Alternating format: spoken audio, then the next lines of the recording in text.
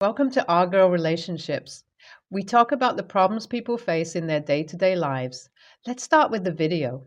Even when I was in high school, I adored kids and took up babysitting jobs to earn extra cash. Parents loved me as I was really good with kids, and I rarely had any complaints from anyone. My sister took advantage of this fact, and whenever we had relatives over that brought along little kids, she'd leave me to babysit while everyone's out and would call over her boyfriend or sneak out herself. This behavior stopped when we eventually moved out because of higher education, and with time, I forgot about this habit of hers. But then, years later, she got married and eventually had her own kids. Because I adored my nephew and niece, I would occasionally visit them once or twice a month, and my sister would take that time for herself. She would either rest up or go out for the night. I didn't mind as it wasn't too difficult to look after those two kids. But things started to go wrong when my sister took my love for kids too far and called me every time she needed to do something. At first, I didn't question her motives, but when her calls became as frequent as 3 times a week, I finally put my foot down and asked her why she keeps doing this. The more important question was if she really wanted to live a life where she wasn't bound by the responsibilities of being a mother, then why did she even have kids to begin with? At this, she got really mad and called me all sorts of things for being insensitive and emotionless. She said if I hated helping my big sister out so much, I could have just said so instead of taking her kids as an excuse. I was completely blown away at how fast she turned the tables on me and was trying to gaslight me into believing I was the problem when in fact it has nothing to do with me and everything to do with how granted she takes my time for. So I lost my cool and told her I don't have time to come running whenever she rings me, so she should find a real babysitter and actually pay someone for the job I do for free. After that, I stopped going over to her house and only met the kids once every 2 months at a public place whenever my sister agreed to bring him along. That was about a year ago. About 2 weeks ago, I had a severe ache in my tummy, and it got so bad that I needed to be hospitalized. After all the tests, the doctors told me that I needed an appendectomy and would need to be at the hospital for a few days. I didn't have anyone except my sister, so I naturally called her and told her what had happened. Now, just to make it clear, we don't really have a bad relationship. We always try to be there for each other and even fight about a lot of things. So, when I called her, she came to the hospital at once. She stayed with me during my surgery. The kids were also at the hospital because she couldn't leave them at home alone. The problem was that one day into my recovery after the surgery, she told me that she needed to take care of some business and needed to be out for a few hours, and she's leaving the kids with me in my room. I was horrified because how can I look after a 2-year-old and a 4-year-old when I can barely get out of my bed? Does she really think it was a good idea to leave them here? I asked her why can't her husband come and take them away, and she said he was on a cruise. Now, her husband works as a marine engineer and often goes out for long periods of time. I didn't know he already got his new post, and I told her to just hire a babysitter, but she left before I could argue any more. And when a few hours went by, she didn't come home. I tried to call her, but she wouldn't answer her cell. My niece, Tully, was thankfully being quiet and fell asleep on the couch, but I was more concerned about Jackson. He was running around the hospital all day, and the nurse had to bring him back several times. He suddenly said that he wasn't feeling so good, and when I checked his temperature, he was running a fever. I tried to call my sister again, and when she didn't answer, I called a nurse and asked her to give him some medication. The nurse said she'd need a parent's consent before she could give him anything, and I told her how my sister was unreachable. She said she couldn't really help me out because it might cause legal problems for them later. So I told her, as their aunt, I'll sign the consent form. But she brought a doctor instead to have a look at Jackson. The doctor said it looked like he had picked up a viral infection, and soon enough he started vomiting too. I asked them to do something, but they said they can't help until the parents give their consent. My sister was still unreachable, and as Jackson's condition kept worsening, I didn't know what to do. Then the nurse told me that in some cases where immediate care is needed to be administered and they don't have consent from legal guardian of children, they are needed to notify authorities. In this case, the CPS, who can then step in and allow them to take the action required to help the child medically. She said, if I can't contact the mother anytime soon, they can report the case to CPS, who will then take action against the guardian for lack of care and would give the hospital authority to administer the care required to the child. For a second, I was like, I can't allow them to do that because it'd mean they'll take away my nephew and niece from my sister. But then, when I thought about it, those children actually deserved a parent that could care for them.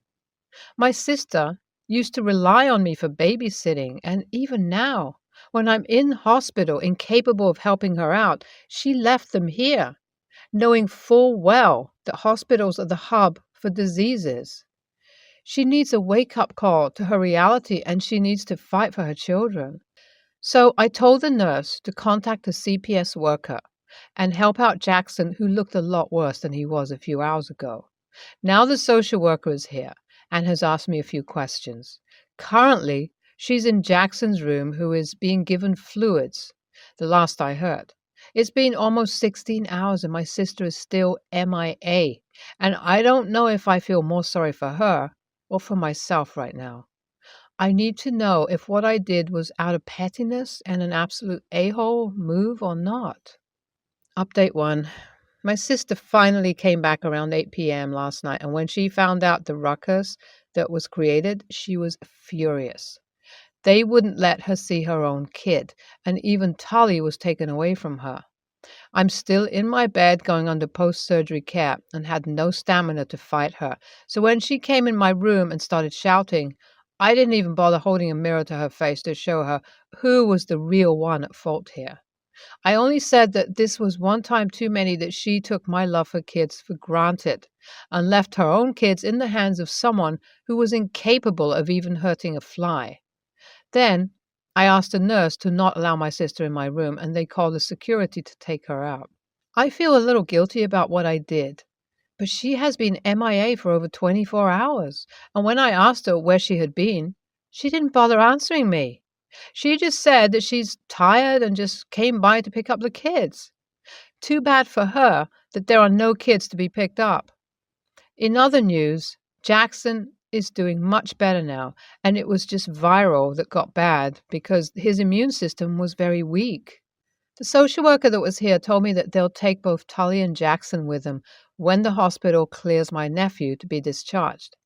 It's almost funny to me how something as common as a viral could cause something so big in our lives. Hopefully, my sister would learn her lesson that all her actions have consequences. It's been 3 months since my last update here. I've recovered quite well after my surgery and have been living a good life now. The thing is that my sister was fighting a case in court to get her children back. Since that day in the hospital when she was forced to leave, I tried talking to her, but she has cut all contact with me. I wasn't able to get any update on how the kids were doing or what her condition was. But yesterday, my sister called and she sounded drunk. I went over to her house immediately to check up on her and almost couldn't recognize her as the same person from back then. She looked exhausted, and the eye bags gave her a haunted look.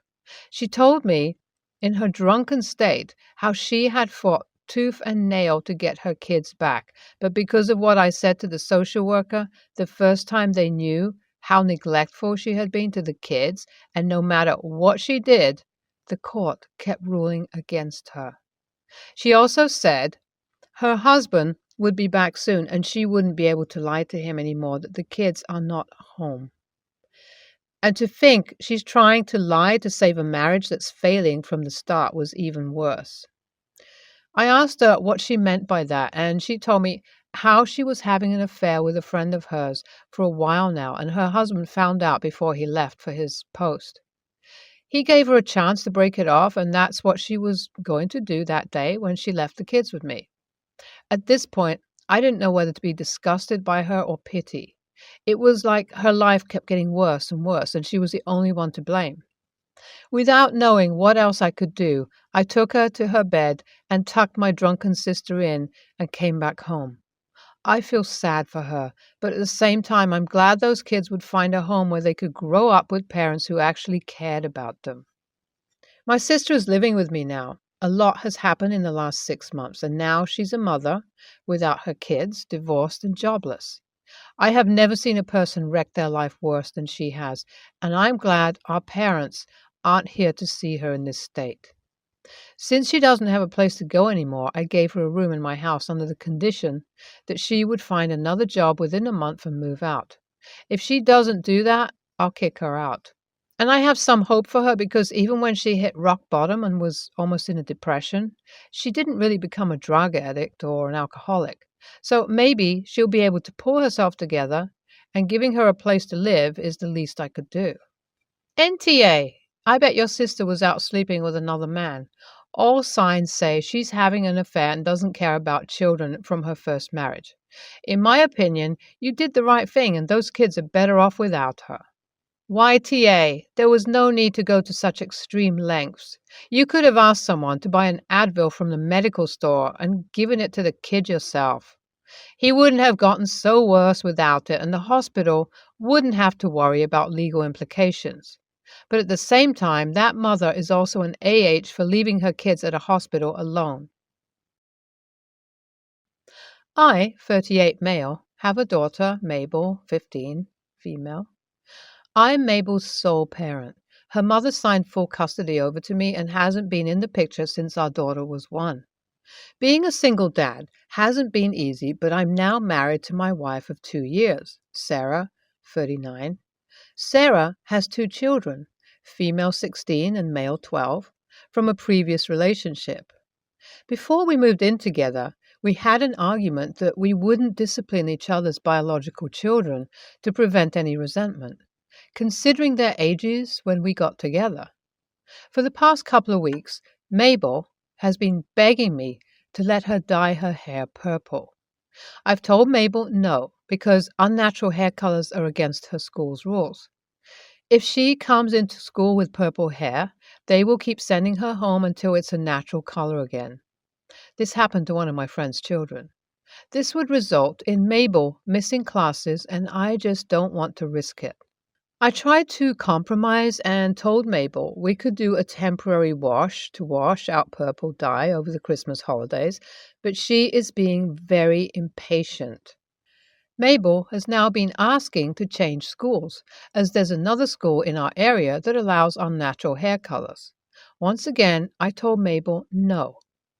First of all, it is petty, but Mabel goes to the same secondary school as her step-siblings. We would have to leave the house very early to get them all to school on time. Secondly, the school that Mabel wants to change to has a very poor reputation for not teaching the students anything and letting them get away with murder.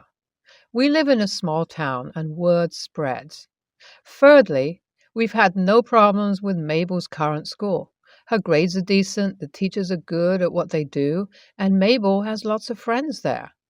Mabel has expressed no other reason for changing schools other than wanting to dye her hair.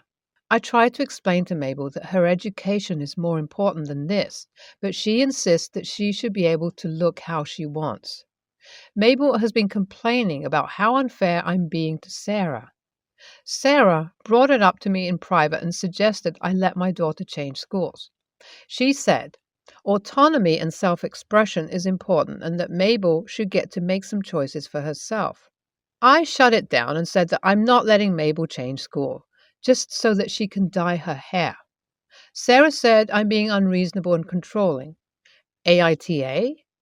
We don't live in America. Schools not allowing unnatural hair colors is a pretty standard rule, and the vast majority don't allow it. NTA, changing schools over this is ridiculous. To her, it feels like the end of the world. But she's 15. Get some clip-ins, sprays, and hair chalk for the weekends. If she wants crazy nail polish or temporary tattoos, totally cool, as long as they are off, hidden for school. Maybe look at getting some fun wigs. She might like learning how to dye them herself. If she wants to find the brightest red, darkest black, or lightest blonde her school considers in the natural spectrum, totally doable. Tell her that you love how colorful she is and you want her to express herself, but her school is the one that will give her the best education. And right now, that's more important. NTA, but I think I know why you're feeling like you are. Your daughter doesn't feel validated. She is lacking an outlet for self expression. She's literally asking for it. You should sit her down and have a calm tone, adult conversation. She's 15. She should be able to grasp adult concepts. You need to validate what she needs. Tell her you understand that her right to self expression is important and you will always support her. Tell her you're open to just about any form of self expression that won't require a school change. Talk to her about college and her goals in life and how this school is an important opportunity for her to achieve her goals. Not everyone goes to a prep school. You need to make it clear that education is more important than self expression. It's that she needs to make a compromise for her goals. She wants to have a good life, white picket fence, whatever. She needs to figure out how to do both. She needs to find a way to express herself without compromising her future responsibilities to herself. I think the important note are she needs to be validated. She needs to know that you value her right to self-expression. She needs to accept responsibility for her future. She, at the end of the age bracket where parents can make her do what's right. She needs to start learning how to plan for her future. When my son was in middle school, he was best friends with a girl named S, who he started dating right around when he started high school. S has a poor relationship with her family and was such a sweet girl, so I was more than happy to include her in all our family activities, vacations, dinner, etc. Around Christmas of their senior year, my son told me that S's parents were kicking her out shortly after she graduates and wanted to know if she could stay with us when the next semester starts, when she could find a place to stay near campus, and I, of course, agreed. However, when the day came that she was supposed to move out, my son told me they were no longer dating, and he is dating another girl in their friend group, who was S's best friend. I asked him if S had a place to stay, and he said it was no longer his responsibility. He described S as needy and thought being with her was just a lot of work. I told him we need to make sure she has a place to stay, but he refused. So I told him I would, with or without him. So long story short, he decided to stay with his father all summer because she had nowhere to stay and he didn't want to be around her. Well, all that was 4 to 5 years ago, but all that time I've kept in contact with S and tried to be there when she needed me. Well, she was graduating and had no one to show up for it. So I, of course, accepted when she asked me to attend her graduation. However, when my son later brought up his graduation, I found out it was on the same day. I explained that I wouldn't be attending because S had no one else showing up to her graduation. He didn't know I was in contact with S, and I think that just added to how upset he was.